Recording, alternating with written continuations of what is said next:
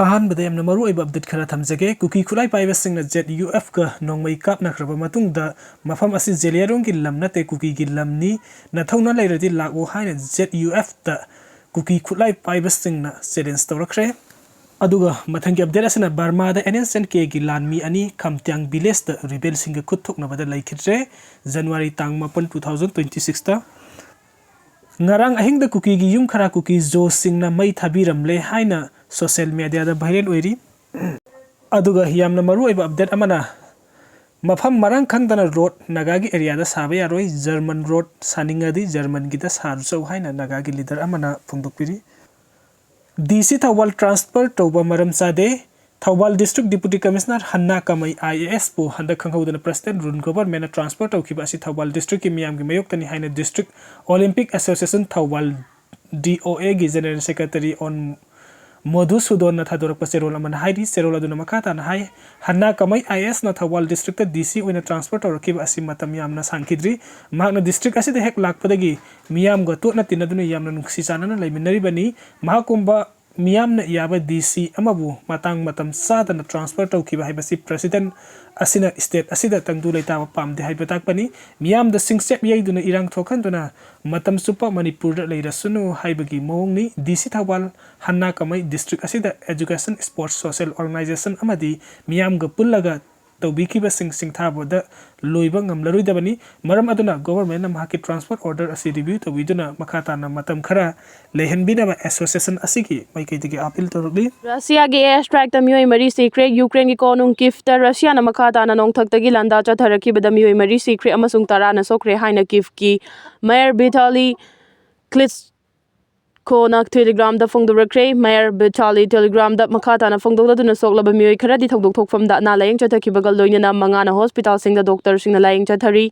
Ukraine gi air force na phongdu rakpada Russia na UAV sizinaduna kif ta makhata na landa bagi thabak sing cha tharak bagal loina na laibak sin bathung na misal gi threat mayok na re haiki America gi fighter jet F-35 na Sukhoi amadi Rafale fighter jet puchaw na mai thiba pi kre America gi fighter jet F-35 na Russia gi Sukhoi amadi France gi Rafale fighter jet sing buchaw na mai thiba pi kre haina report amana phongdu ragli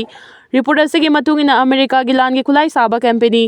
Lockheed Martin na haukiba chahi 2025 asida malim gi tongan balaibak sing da makoina saba F-35 fighter jet 191 rom deliver tawduna anauba record ama thamangam khibani lan gi khulai sabada mangjel thariba China Russia France amadi Turkey na chingma laibak sing America gi mamangda chawna mai thiba nangba haibadu oikre report asigi matungina Lockheed Martin na hojik fawbagi manungda malem pumbada F-35 fighter jet lising amaga chahum rom mai pak na piba ngamkre company asina malam gi laibak kun lomdagi F-35 fighter jet lising ahum lom lainaba demand tawrekhibani athuba matam gi manongda Saudi Arabia amadi Turkey su F-35 fighter jet fanglaba yai hairi America da khak nonjaroi laurakre Iran gi supreme leader Ayatollah na America da khak nonjaroi haina phongna lauthorakre hairi panbe abade hoje Iran da thokliba kiba fanglaba ihau asi laksin bangamna bagi damak force season na bada yamdrabada ihau roi kuntra ga manga gi mathakta sikhrabani thaudo asida Donald Trump na Iran government na ihau roi singda balance tawba yare haina lauthorakibani haina su report asina makhata na phongdoragli somnagi nga ama khakta da lupa crore 29.20 da yonduna malam gi khwaidigi atangba nga gi record thamkhre somnagi nga ama khakta da lupa crore 29.20 da yonduna malam gi khwaidigi atangba nga gi record ama Japan gi konung Tokyo da thamkhre report asagi mathungina lupa crore 29.20 da yon kiba nga adugi maming Chuna kawi nga makhalasi Queen of DC hairaga su khangnei nga makhalasi yamna tangna phangba species amani nga asigi mahau so angakpa phangna hawbana maram oiraga malem pumbada nga asigi demand yamna lei nga asi Pacific Ocean gi yamna luba samudragi mafam da leibani Japan gi konung Tokyo da lupa crore 29.20 da auction tawda leikhiba nga adu charangna kilo chani ga nifuga humdoi lom lumi nga asi kilo amada lupa lakh tara ga nithoi romni bluefin tuna hariba nga makhal asi icham chamanga amadi nate achauba makhal gi nga ni nga makhal asi malem gi khwairi ge achauba hotel 5 amadi 7 star gi hotel singda yamna demand lei hari Bluefin tuna hariba nga makhal asi global market da luxury seafood ama oina launai nga asi Japan gi Kiyoshi Kimura kauba mioi amana lupa crore 29.20 da auction da laikhibani hari Russia dagi $1 billion 5.5 da laikhiber defense system S-400 ka hena thazarabadi India gi mangjabo oigani hairakre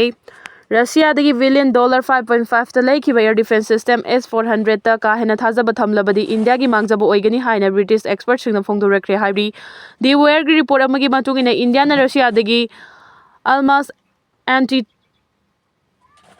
Triumph S-400 integrated air and missile defense system laikhiba se haukiba chahi 2018 da deal tawnakibani aduga 2023 gi mayai oiraf matamda S-400 air defense system manga India da purakraba matungda hauze India gi tongan mafam ahum da deploy tawduna thamlibani loinana handak Pakistan ga songna kiba lan adugi matungda Russia dagi India na S-400 dagi hena matik mayai leiba anawa air defense system S-500 manga ga amuksu leinaba hauze wari sanaribani adubu British ke experts singna Russia gi air defense system asida India na choba thajaba thamliba si tungda leiba asigi oina chauna mangjaba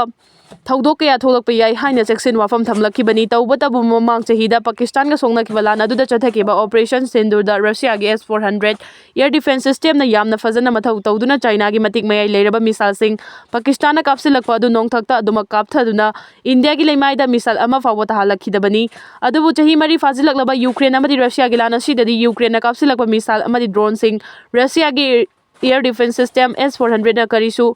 ngakthokpa ngamdabagi thaudok kaya amadi thokhiba laikhrabani adumakna Ukraine and Russia da paksana amangata thokhanba ngamkhibani S-500 da su yekna balaibak singna chatharakpa attack sing ngakthokpa ngambagi chang adumak nemna leiri hana su phongdorakli Russia na Ukraine da khwaidagi sathiba orange snake missile kapsinna landakre Russia na khwaidagi sathiba nuclear warhead puba amadi kilometer 5500 romsana kapa ngamba orange snake missile kapsinduna Ukraine da landakre haidi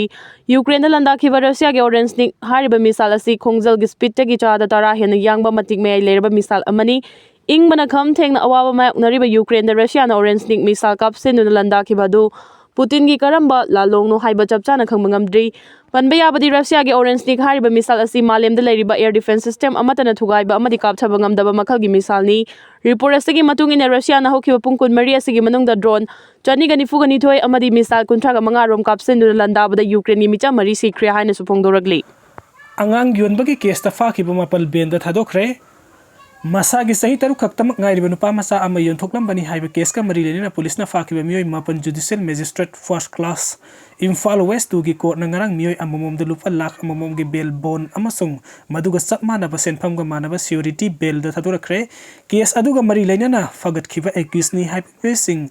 El Herojit El Zina S Sanderani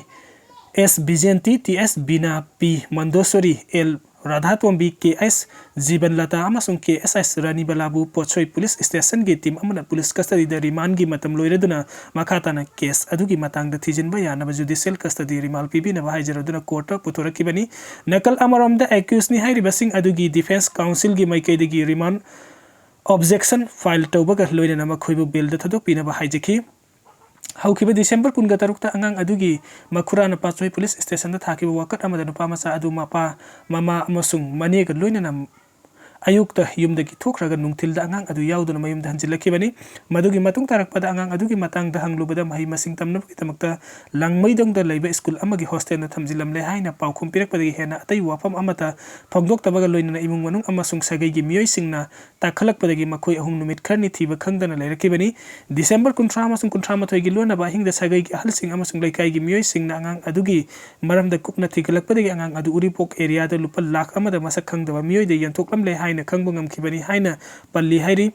imung manungda oirakliba phibam aduda makhoina lawruba senpham adu handoklaga angang du pibinaba haijarubada mioi sing adugi marakta yawba mioi anina wafam adu yaraktabaga loinana wafam adugi matang to makhoibu kihan khanghanbagi thabuk sathakibani haina phongdogi hairi state ki APP court na thamkiba wafam da police custody da wahang pahung chathabada accused ni haiba mioi sing aduna makhoigi mathakta sirbe maran sing adu yasiki amasung makhata na hena kuptana thinabagi mathau tari haiki haukiba January mari de accused ni haibi ke SS Rani Balagi manau ni pana lupali sing marfuga mangati thijinba yanaba makhoibu judicial custody da rimal pibiu haina phongdoki court na APP defense council amasung case ki record sing yenglaga lupa lakh amomgi bail bond ga loinana maduga manaba senpham gi security pibaga loinana atai condition khar da bail da thadok khinaba ayaba piki